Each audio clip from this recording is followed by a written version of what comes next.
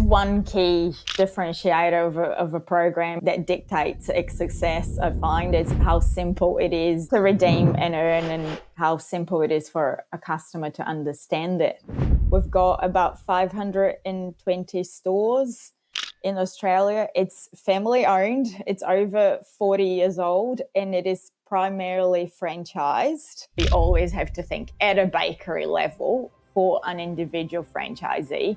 What's in it for them and what's their benefit? How am I going to sell it? Hello and welcome to today's episode of Let's Talk Loyalty and Loyalty TV. I've just come back from the annual conference of the Asia Pacific Loyalty Association. And I'm thrilled now to be interviewing one of their award-winning programs. Baker's Delight won the award for the best loyalty program launch at the 2023-2024 awards. So I'm delighted to share the story of this young program with you today. Our guest is Lucila Braga, the head of digital customer experience for Baker's Delight, with overall responsibility for their Dough Getters program. As a brand, quite simply, Baker's Delight sells freshly baked bread, and they've been doing so around the country since 1980. Their loyalty program is also super simple, as you'll hear us discuss in today's conversation. Simplicity is definitely something we love, both as customers and as program operators. So I hope you enjoy our conversation. So, Lucila Braga from Baker's Delight, welcome to Let's Talk Loyalty and to Loyalty TV. Thanks for having me. Amazing, long overdue, first and foremost. And also, I can't believe that we were in the same conference last week and we didn't get to meet in person. Yet here we are on screen talking about your incredible loyalty program. You're obviously doing some amazing work down there. Oh, thank you. I think we were destined to meet regardless, and I'm sure we'll cross paths in reality, non-virtually at some point. Indeed, yes. I'm already telling people about all the conferences I'm planning to attend in 2025, would you believe? So yeah, we can make some plans, please God, to get together, Lucila. So listen, let's get into the important conversation that I know the audience is super excited to hear today. We're going to start off with our usual opening question. As you know, it's always super exciting for us to hear what you as a loyalty professional tend to admire, either around the world or closer to home. So, Lucila from Baker's Delight, what is your favorite loyalty program? I am a cyclist, so I've picked one that is close to my heart. And I've gone in with the focus of as a customer, but I also admire what the brand has done in terms of its commitment to rewarding their members. I've picked Rapha, which is a cycling brand. It's a global cycling brand that sells cycling kits, clothes, all sorts of cycling apparel in terms of, for primarily road cyclists. Yeah. And they've got about 30 stores globally. Mm-hmm. The membership is, it doesn't have a name per se in terms of the program that they offer, but it's a paid membership globally that you can access, and that gives you a variety of benefits, including having access to weekly club rides and training rides, as well as specific kits that get specifically designed for club members. So if you're not a member, you cannot buy those really nice looking cycling kits. So you have to be a member to be able to purchase that, and they are generally at a discounted rate as well. And if you go traveling, as I said, they've got about 30 stores globally. You can borrow a bike or you can join their club rides, which is a great way to embed yourself into a new culture and the new community. Wow. Well, that's ticking all of my boxes, Lucila, right off the bat. First of all, as you know, sometimes we get a lot of people talking about the same global program. So to have one that's never been mentioned before is super exciting. I will say, actually, before I forget, that Baker's Delight and your program was also mentioned by a few people as their favorite loyalty program. And actually, that's how we did originally get connected to you. So that's a really cool thing. I'm so pleased. Yes, exactly. And more than once, I think at least twice you've been mentioned. So this is where we find out where all the good stuff is.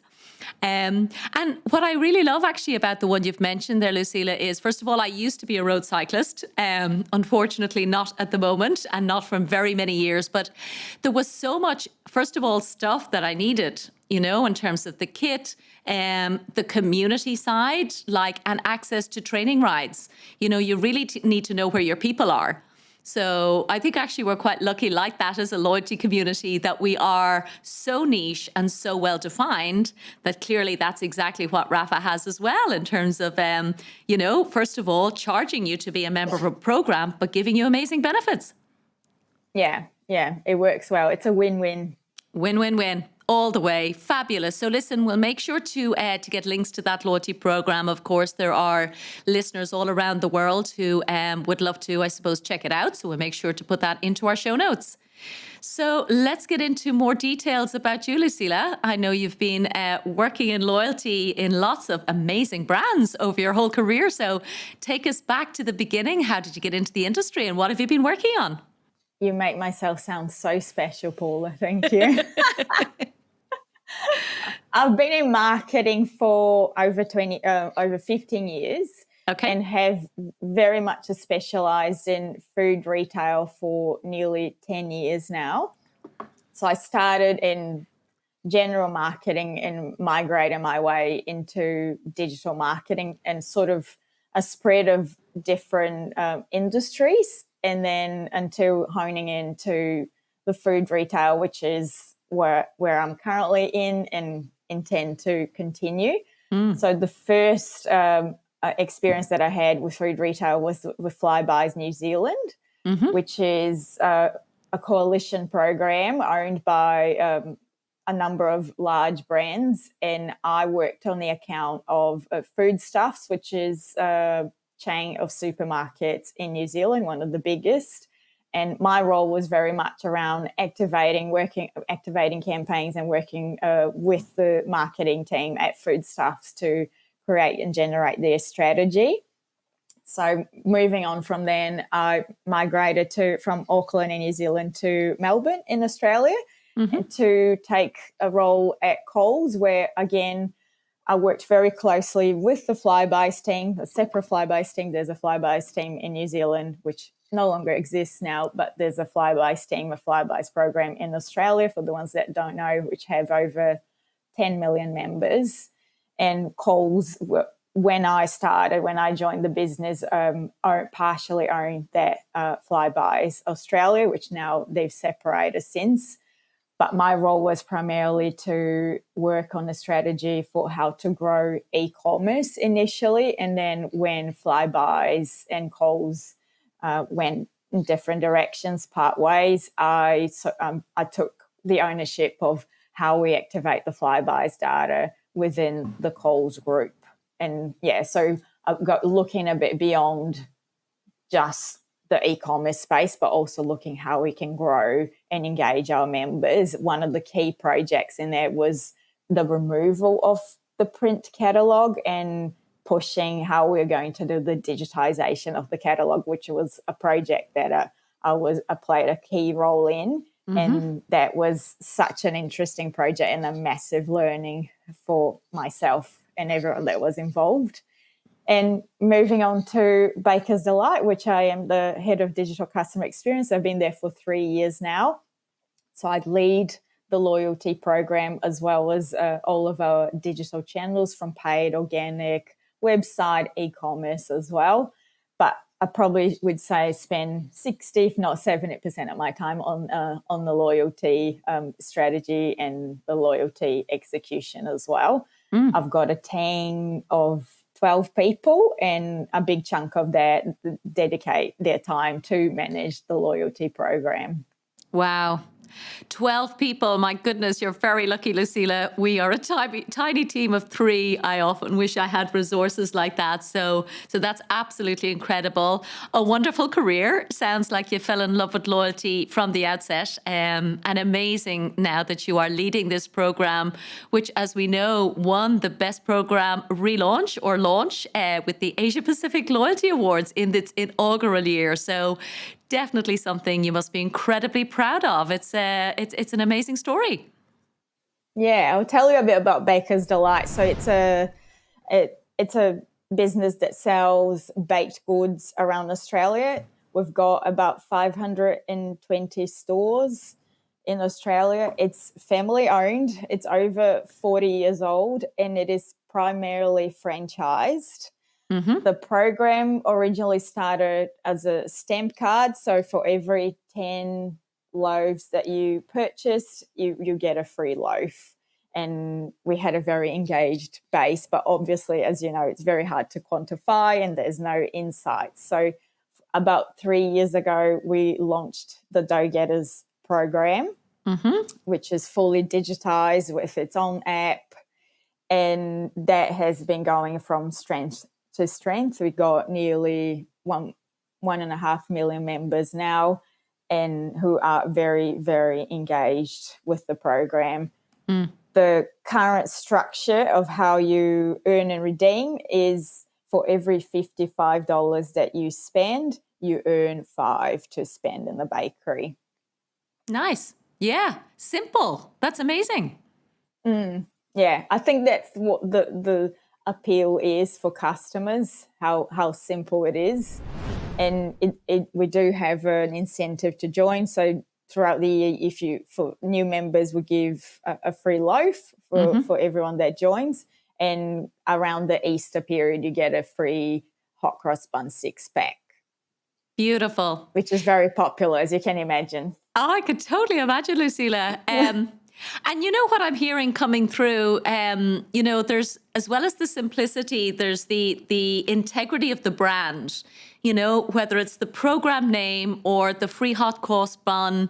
And as as you're talking about the currency and loaves, it's all totally aligned. Like, I think for members, there will never be any confusion in terms of why would I join Dough Getters, and exactly what am I getting and when. And particularly when you're replacing a stamp card program, because as we know, there's value, especially maybe in smaller businesses, to start with something as simple as a stamp card program. But as you said, there's all the downsides of course, there is no data. I think there's a lot of fraud as well, to be honest, when it comes to stamp cards. So moving to a digital program makes so much sense, but can come with a lot of complexity, especially if people think, well, just, our users don't want to download another app. So were you around when the decision was made to go from the stamp card into digital, or did you get involved along the way? I got involved along the way, but we very much had to cater. We do have a large demographic that is older, so there was definitely a lot of hesitation in terms of rolling it out and people taking it on board. So we had to come up with an alternative solution. So the interim solution that we had was a little card with a barcode, which would enable the elderly demographic to join and make the most of the program. And very much they rely on our customer service team when they call up and they've got any inquiries.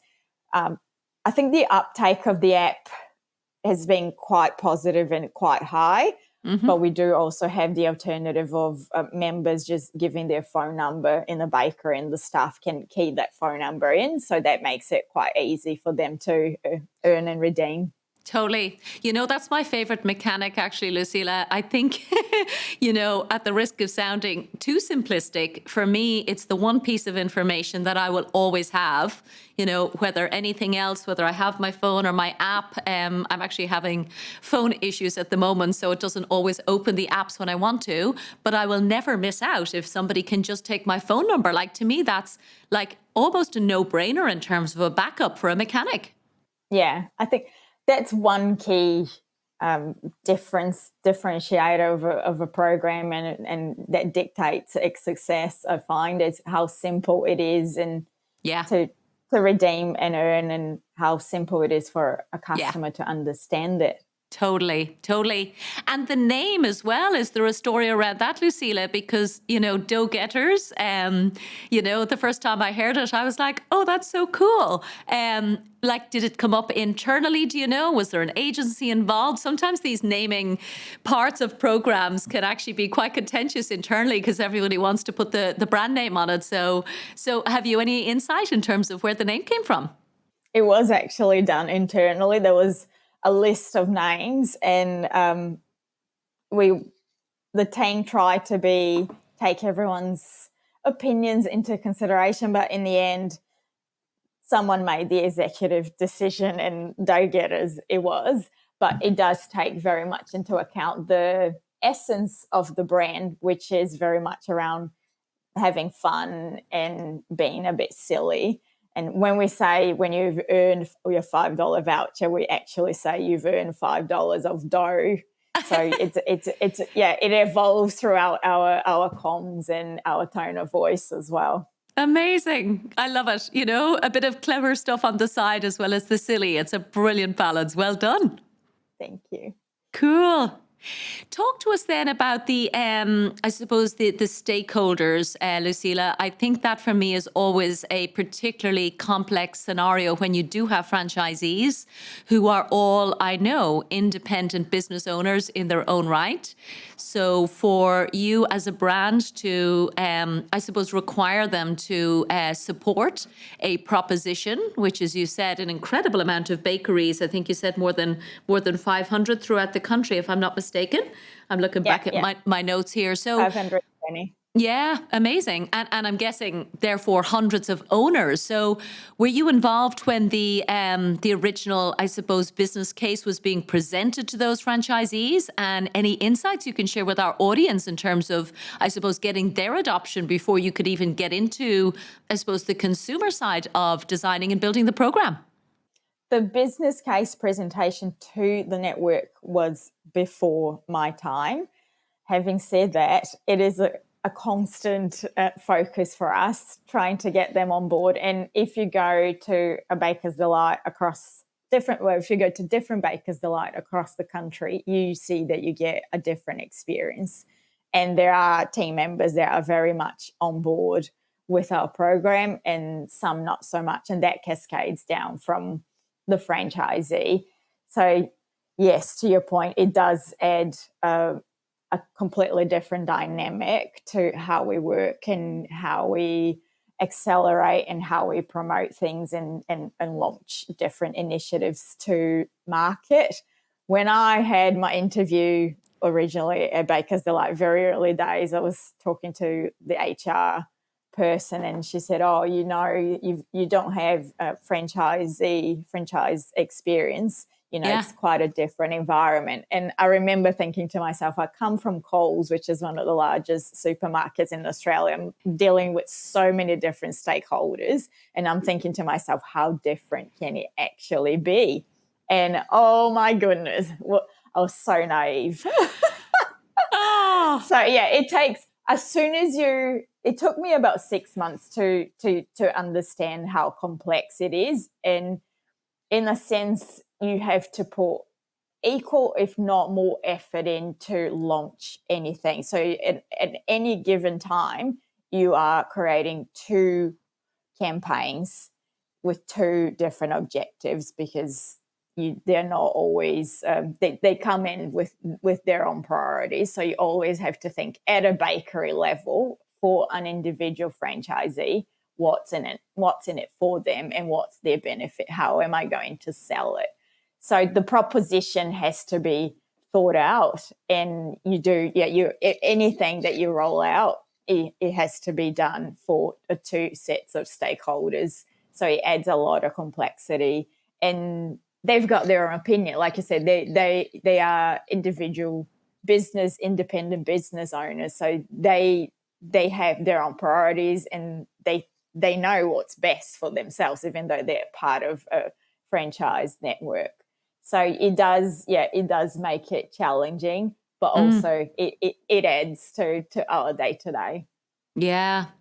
It kind of blows my mind. And, part of me sitting here wishing I could be a fly on the wall at some of those meetings, Lucila, because like the education, the feedback, and what I really feel is like it kind of keeps you honest, because it's one thing for, again, a business that has full control and decision-making power over its marketing activities and what it decides to invest in. And sometimes a brand might invest in a loyalty program for other reasons. Maybe it just has to be done for, competitive reasons, or for example, but when there are those, hundreds of decision makers involved and you have to convince them, I think that's a really important distinction that, as you said, it's a different campaign, a different set of stakeholders. So almost like you've got double the workload just to make sure that everybody gets that win-win experience. Yeah, 100%. And like you said, it does keep you honest. Absolutely. Yeah. Amazing. You get live as you go feedback. Totally. And I'm sure they're not shy, and nor should they be. Again, it is their business. So yeah, I've only once ever attended a brand's franchise meeting. And again, the depth of expertise, the insights, and the critical nature of it being the right decision. Like there was just nothing would get past these, intelligent business owners whose livelihood was at stake. So it just made for a very rich conversation, actually. And again, things like simplicity coming through as a core value, I think, is probably a result of having those stakeholders, I guess, keeping you honest, as we said. That's amazing. Yeah. And even building how we continue and try to demonstrate the value of the proposition. We strive to provide franchisees for them to have a profitable business. So I'm coming in and saying, for every $55 that someone spends, you have to give $5 because they're the ones funding the voucher. So you really have to do your business case and work on why the proposition is a good thing. Yeah, for them, absolutely. Yeah, and I'm sure it's incredibly compelling, and clearly the judges, as we said for the awards, thought so too. So talk to us a bit then, Lucila, about KPIs. What do you obsess over? What do you focus on in terms of your overall proposition, maybe day to day or quarterly? I'd love to get a sense of what it is that you are keeping most attention on. Our key KPI for the program is scan rate. So the expectation for us is that at a minimum level, 1 in 3 transactions is a loyalty transaction. Mm-hmm. But we look at it as an average across the network. And in terms of how we set targets for every year, we'll look at where a bakery is at. And so we don't have a specific name because that's something that I've just recently created, but some bakeries have got really high scan rate and others sit at the other end of the scale. The expectation is that we want to increase the average, so everyone should be at a certain level. So the ones that are already performing quite high have a smaller growth target for the year, whilst the ones that are underperforming will have quite a large growth target to get to the end of the year for them to meet. So overall, I'm looking at an average scan rate, but I do go down to the nitty-gritty, to the groups of where they sit and trying to engage and talk. So we've got our operations team who work very closely with their allocated group of bakeries. So generally it tends to sit around particular areas. So we'll go and, okay, why is this patch here underperforming? And then we try to work through in terms of how we can bring them up to where they should be. So primarily scan rate, but we also have a target for acquisitions. Mm-hmm. And we're just in the process of launching an NPS for our loyalty program. So that will help us understand how the experience is and and look at the evolution of it. And we also look at the redemption of our $5 voucher and have an expectation to where he sits and where he has been over the years to make sure that is consistent. So we make sure that our customers continue to gain and get the value that they have always been. Amazing. Thank you for sharing that, Lucila, and particularly the scan rate. I think that's exactly what this show is designed for, is to share that kind of expertise in terms of like, what does success look like in any particular industry? Because it can be hard to know when you're launching a program. I'm sure when you joined Baker's Delight, you probably didn't have a sense of what the scan rate could be. So thank you for that. And all of those KPIs make perfect sense, including, of course, making sure the redemptions are actually happening so that people are enjoying the literally the fruits of their spend. So very exciting. And with all of that said, then, Lucila, and again, all of the achievements, your team of 12, absolutely amazing. What would you say you're most proud of? There is so much success. You've talked about 1.5 million members. We've talked about the top award or the top prize from the Asia Pacific Loyalty Awards, Best Program Launch and Relaunch. So what would you say you're most proud of? I think you've covered them all. But I'll talk. I think the evolution of the program and bringing it to where it is, certainly. Building the team around it and being able to having a team that looks forward to coming to work, and I'm putting words in their mouth, but I do think they generally do. They enjoy coming in and they are committed to what the program offers, and they care about our members, and we work quite closely with our call center or customer service team. So we'll look at every single individual inquiry, and I can see that there's a lot of passion coming from my team when things get escalated to me. I've got this particular person, this is happening, how can we solve it? And a lot of the time is related to tech issues or tech limitations. Yeah. So building the team to be where we are and to achieve all those great things that you've listed. We've basically quadrupled the number of members. We've got a lot of insights to go off. We've got a very engaged base. We have won an award. So, there is a lot. A lot to be proud of. Yeah. Indeed. Indeed, yes. And dare I ask, going forward, Lucila, I know off air you mentioned to me that one of the things, again, you're most proud of is your team. And I know that's something that you're keen to keep a focus on, and something that I'm hearing actually from a lot of program managers as well, because even to go back to your earlier point about the managing the stakeholder relationships, like, I think so many of us know the principles of loyalty incredibly well, but actually being successful in a business, with things like, the negotiation skills, for example, that you need in order to, whether it's convince stakeholders or just know that you're doing the right thing. Like, there's a lot of work, I think, still to be done for most of us in terms of like building our teams up to where they can get to. Yeah, I think one element that I try to instill in everyone in my team is self-awareness. And it's as simple as it sounds. It's really valuing and being proud of your strengths, but also being aware of your weaknesses, and not being shy or feeling shame about it. We all have. I've got mine. I've got things that need to work on, and we share that as a team. I make sure I've got a planner board where we've got all of our KPIs, our individual KPIs, and what are the things that we need to work on as a team. So we've got a commitment to each other. By this date is when we're going to improve X, and this is how we're going to get to it. And I know we all have like structured HR sort of professional development. This is more of an informal way of doing it. We're just talking bullet points. There's nothing major, but we know and what the other person needs to work on, and it's an open book, and we all work towards it as a team. And there's a constant ongoing conversation. On top of that, I'm very big on upskilling.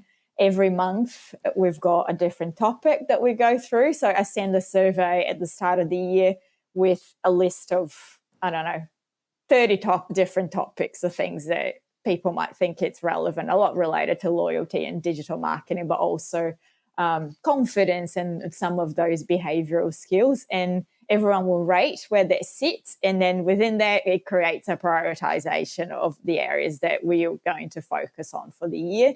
So every month we have a different topic that we focus on, and we've got a leader assigned. So it's not all on me. So the team takes turns in terms of who the leader is, and it might be they bring in a resource. Let's say if they've got budget, if they need to pay for someone, or is it a course, is it an online thing, or is it us going somewhere and attending a conference. This month we're talking UI design, so we've got a team member's partner who is a UX and UI designer coming in to do a 2-hour presentation for the entire team, which is very exciting. All of that happened. Everyone wants to be part of it and wants to take a turn leading and picking the topic and picking what to put forward to the team. That is absolutely amazing. Actually, I don't think I've had that incredible insight, Lucila, from anyone on the show. I'm sure it's happening elsewhere, but I like, I suppose, two particular things you mentioned there. First of all, giving the team the opportunity to choose the topics where they feel that they need the support. So I think that's, an essential principle when I think about training overall, actually, and even myself as well. You kind of have to be interested in it and know how it's going to drive the everyday results. But then the opportunity to lead it so that you're not just giving yourself more work. I mean, that's amazing. Yeah, everyone chips in, which is great. Yeah. Incredible. Yeah. Yeah, giving them the opportunity to step up and giving people trust. I find that it's a key trait of a good leader, letting the team take ownership beyond the upskilling of their day-to-day. Yeah. And having very clearly defined roles and responsibilities and setting the expectations of where the boundaries sit. Mm-hmm. And I found that having that quite clearly stipulated frees me up as a leader, because I'm not constantly being asked questions. They know what they need to do, and also it empowers the team because they know where the boundary is. They know where the standards sit. So it's with them, and we'll develop processes for certain things to make sure that things don't fall through the cracks and they're following the required processes when needed, but also they've got lots of freedom to do what they want and within a reason. Yeah.